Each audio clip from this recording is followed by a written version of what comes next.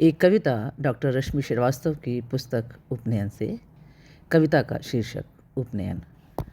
बताते हैं हमारे ग्रंथ, हमारा इतिहास, आचार्य के यहाँ गुरुकुलों में उपनयन के द्वारा दीक्षित होने पर प्रारंभ हो जाया करता था शिष्य का विद्यार्थी जीवन, उसका आध्यात्मिक विकास। इसे माना जाता था बालक का दूसरा जन्म, जिसमें नियम से, संयम से अनुशासित होकर करना होता था अभ्यास, खुद में मनुष्यता के विकास का, पशुता के परित्याग का। इतिहास के पन्नों में लिखी इन व्यवस्थाओं से आज हम हो गए हैं अनजान, हम हो गए हैं अनभिज्ञ। बनाए क्या नियम कायदे, बनाएं क्या व्यवस्थाएं, गढ़ें क्या आदर्श अपनी स्कूली व्यवस्थाओं में, उन्हें दें कैसा आकार। नई व्यवस्थाओं ने दिया है जन्म एक नए उपनयन को। इस नए उपनयन में खुलते हैं दरवाजे हमारे बच्चों के लिए प्रतिस्पर्धा के, कक्षा में नंबरों की होड़ के। कौन करता है यहाँ अभ्यास संयम का, कराने को तत्पर है अब कौन अभ्यास अनुशासित जीवन का। अब तो खुले हैं दरवाजे ऐसे जीवन के लिए, जहाँ जल्दी जल्दी पास करनी है परीक्षाएं।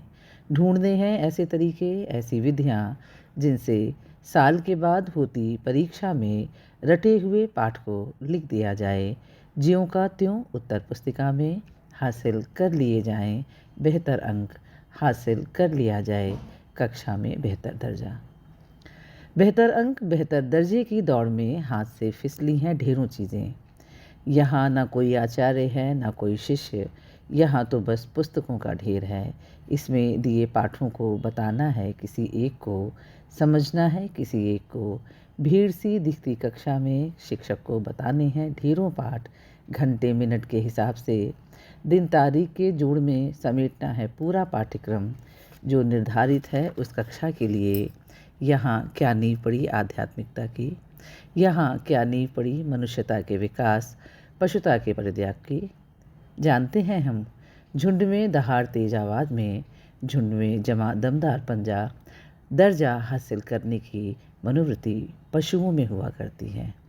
हमारे स्कूल जो रफ्तार से दौड़ना सिखाने को तत्पर हुए हैं, हमारे स्कूल जो खुद को आगे रखने की प्रवृत्ति विकसित करने लगे हैं, उन्होंने खड़ी कर ऊंची स्कूली इमारतें ढेरों, उन्होंने साजो सामान इकट्ठा कर ढेरों। उपनयन की रच दी है नई परिभाषा। आज उपनयन है प्रतिस्पर्धा में शामिल होने की शुरुआत। आज उपनयन है आध्यात्मिकता से खुद को परे रखने का अभ्यास।